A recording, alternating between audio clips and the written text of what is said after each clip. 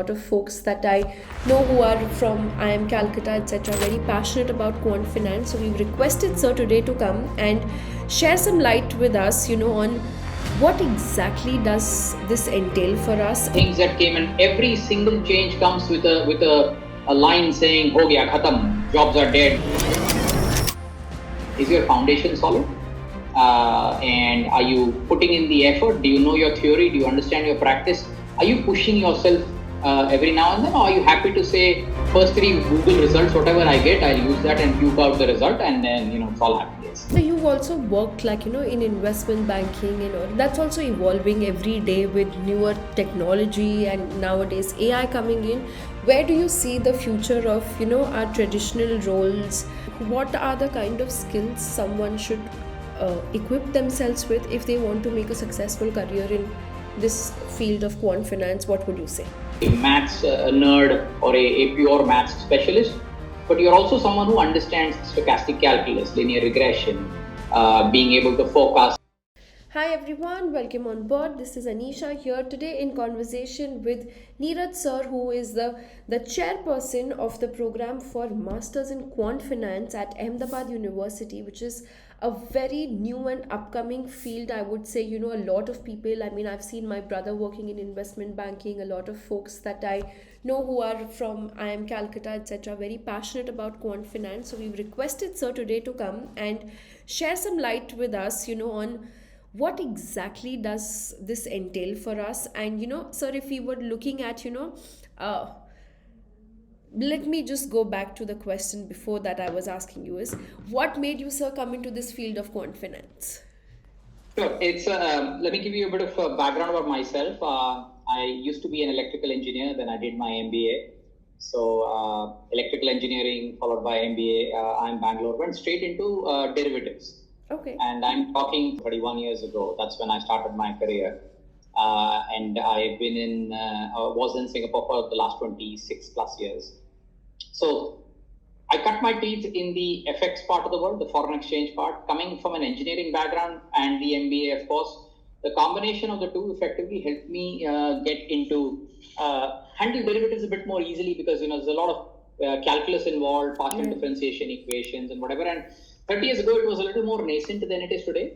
And one thing led to another. That then allowed me to get into interest rates and the fixed income part of it, and so on and so forth. And I think it was fortuitous for me in a sense that I came from a STEM background, not suggesting that that's the only way you do it, but because the training and the discipline that was there. And then quant finance actually is more relevant today for careers in public markets. And I'll give you a distinction of what public versus private markets are.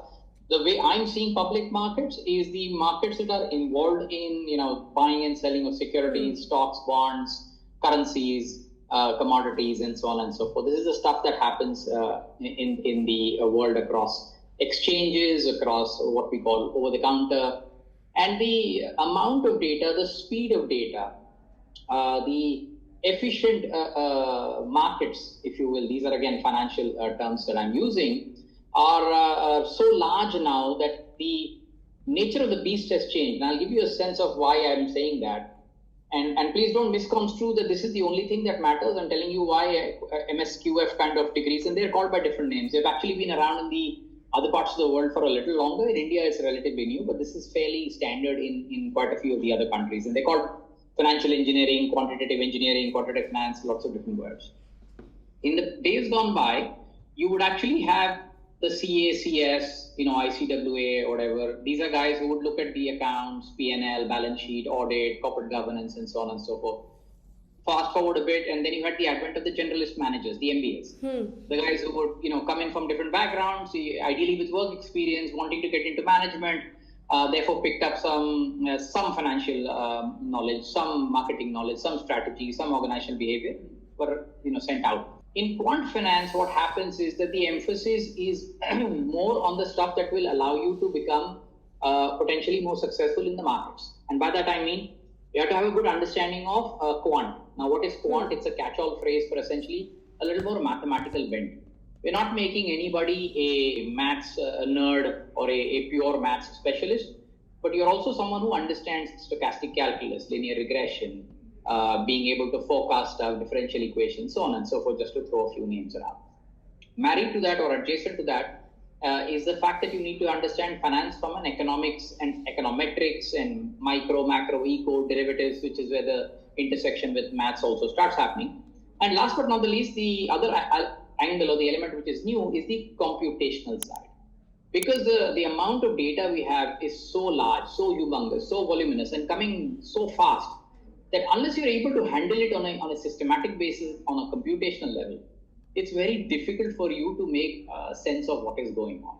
Right. And as a result of that, a lot of newer kind of roles have also developed. But here's the surprise, that the existing role, so a traditional sales role today, requires you to be AI savvy, requires you to have some sense of how to code, requires you to have some sense of understanding of the quant.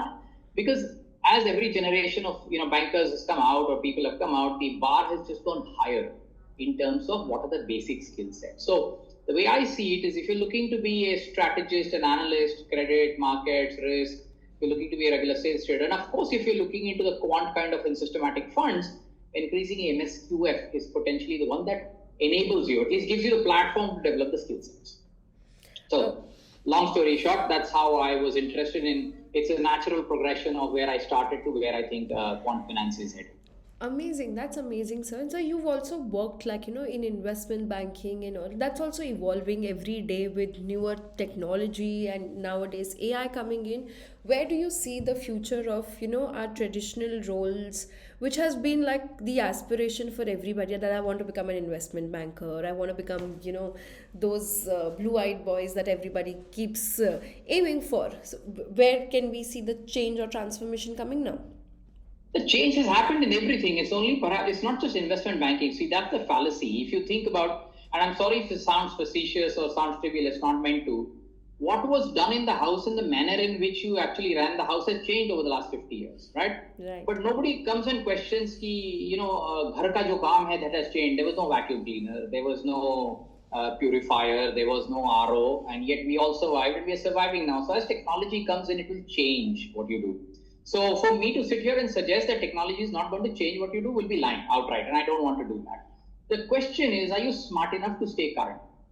And I will predate myself by saying this, and I have no problem saying that, is I come from the pre-Google era. We didn't have Google. We couldn't Google something if we had a problem. We survived then.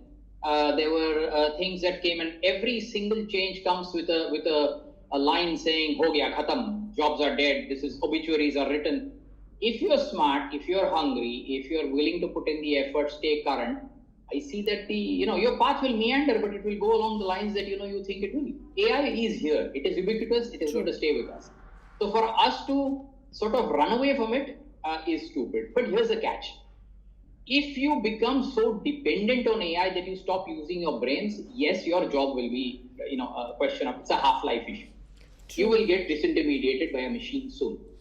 Now, to the extent you can actually use the machine as a tool for productivity, I mean Excel, right? Or calculators. People did maths before Excel and calculators. People remembered numbers and phone numbers in their head. Today it's all on the phone and the cloud. But have you replaced that with something else, with some other smarts, some other intelligence? If you do that, I wouldn't be too worried. There will always be something new and interesting and fascinating that we will always find to do. The question is your foundation solid?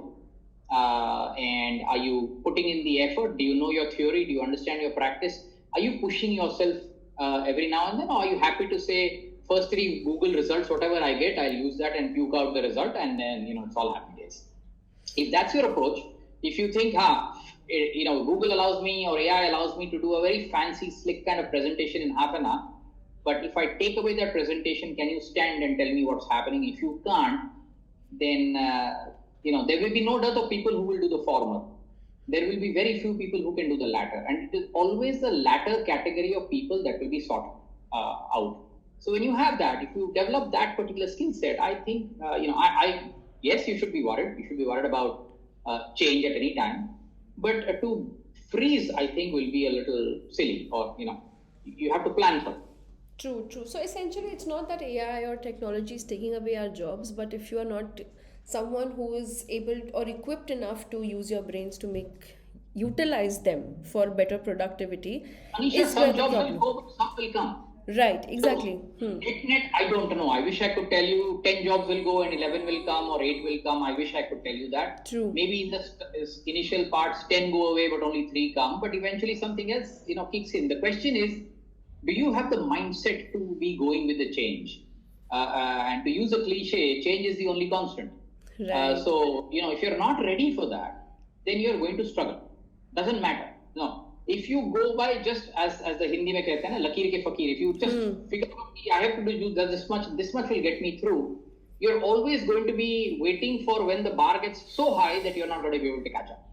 So sorry if it sounds like I'm giving you a lot of sermonizing and whatever, but I genuinely believe this. I still today keep track of markets, try to learn about markets, try to make sure this is what my earlier life was. And I'm also trying to make sure that the content I deliver in the classes and indeed my colleagues deliver is always very pertinent. For example, as I was mentioning to you, we are going to have a change in the program chair, and the gentleman is taking that over fairly shortly. He comes from the academic set, and of course he will bring his own flavor to it. So you have to be ready to get all kinds of flavors into the mix and hungry to learn. I'll stop there. So if I would to ask you the one last thing, what are the kind of skills someone should equip themselves with if they want to make a successful career in this field of quant finance? What would you say? I wish I had the secret sauce. I would have written a book and made bucket loads of money. But may not be one, but I'll give you a few things. And I think the thing that would stand out for me is be always intellectually curious. Don't be afraid to ask why. Don't be afraid to question. Don't be even afraid to actually challenge your own assumptions sometimes. Because if you're not, again, I use metaphors a lot, so pardon me for that. But if you want to build a skyscraper, you actually have to first go down. You build the foundation first. If you start building on ground, the zero level, your building will crumble. Right. And it is not different when you are trying to build a technical skill. You have to go down to the basics and not. I again use something with a lot of students, and I used to use it with my ex-colleagues and clients, is that if you cannot explain a complicated calculation or a concept on the back of a paper napkin, you have not understood. To rely on a fancy equation, then you're hiding behind the equation. I'm not saying they're not important, they're very important. But the intuition has to come to you. So you have to work hard to building that intuition. When you build the intuition, then of course the mastery of the equations is necessary. Actually, the equations and whatever probably come hand in hand with the intuition. But if I have to explain a concept to a layperson, I have to do it in his or her language. That only happens when I supremely understand the concept. True. So, long story short, master that skill, put effort in such that I can tell you what is happening without having you to do a master's in quant finance as well in order to understand me. And then I think, once you have that discipline and the attitude, it will be fun. Awesome. That's so amazing. I think this was a really amazing conversation. And thank you so much, Niraj Sir, for making time for us today. And thank you so much. All the students who are listening to us, if you have any doubts or questions with respect to what are the kind of roles you get, what are the kind of skills you need, or anything you want to know more about the program, the selection process, how can you get in to know more about it as well, feel free to drop in the comment section and we will take that up for you guys. Thank you so much and all the best. Take care.